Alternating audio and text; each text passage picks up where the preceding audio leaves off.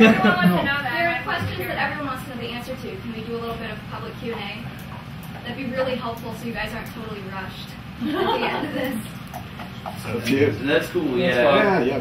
Just make sure as you're asking questions that you try to filter yourself to make sure that it does pertain to the group, because there's a lot of people here, and it'll take a lot of time to answer everyone individually.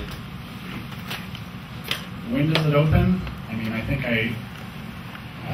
probably the safest way to put that is when we get all the feedback from people, we're going to divide it up. We're going to start construction work as soon as we possibly can. And the hope is that maybe by the end of summer we have the first sets of tenants moving in. By the end of the year, hopefully majority of the building is filled. We keep dreaming about the possibility of having a New Year's party next year and the potential of bringing all you people back over to see what's there. Obviously, all that is very tentative based on what kind of response do we get from people? How do we bring this all together? And then talking to the architects and construction people about how long does this all going to take? Can you talk about how this project is being funded and if and how it's going to be profitable?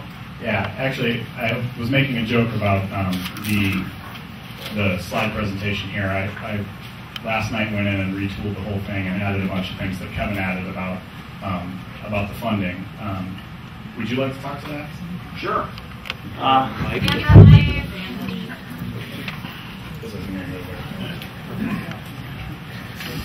As far as the building in general, we've secured the building, and we hope to close on the building in the next couple of months. And as far as the build out in it, that's where everybody in this room, everybody on this panel, the city of Columbus, we're looking for help from anybody out there that can help us with this. It's a community project. Like Adam said, our number one goal was to keep rents low. I mean, everybody's got to be able to afford, rent, and that's typically the number one expense for any business. So we're going to try to keep that as low as possible, and to do that, that's where we need these other alternative sources to get this done, whether that's sweat equity. We're going to be looking at some Ohio historical tax credits, federal tax credits, some assistance from the city of Columbus, and if somebody wants to donate to a cause, there's grants out there, and so those are the primary sources right now. If anybody else has any suggestions, we'll take them. Adam, has there been any discussion with Nationwide directly about this Wonderland project if attendance here at Junction View starts to drop? I mean, there's always the argument that they'll just say it's not making money anymore, we're going to close this down in 2 months. I have had initial conversations with them, and I'm not worried about that. Though, me personally, my primary goal will be to draw people to Wonderland as much as possible, and Junction View tenants will be my first ask from an art standpoint. With the number of people that want studios, I personally won't leave the building without making sure that the studios are all refilled.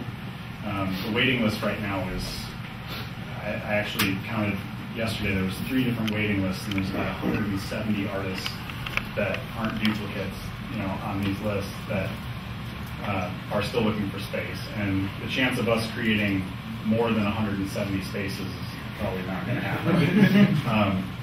Ideally, it would be nice to have 2 facilities running. Junction View won't close any sooner than 2014. That's word from NRI. But that's if it stays at capacity, right? Because but I'm almost definite that we can keep both facilities at capacity. Junction View, because the rents here are as low as they are, and because there's such a clamoring for space, I don't think there'll be any problem filling it up. I've already talked to our landlord, Chris Dale, about just trying to make sure that he doesn't think that we're running away, and trying to make sure that we're saying it's not closing. So Junction View is not closing.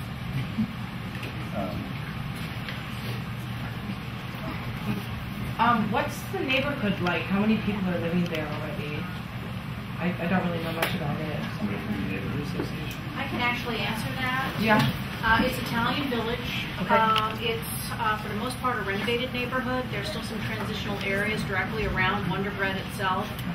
But other than the huge vacant Jeffrey lot across the street, it's mostly renovated housing. Safe there? There, by the way. Yes, it is.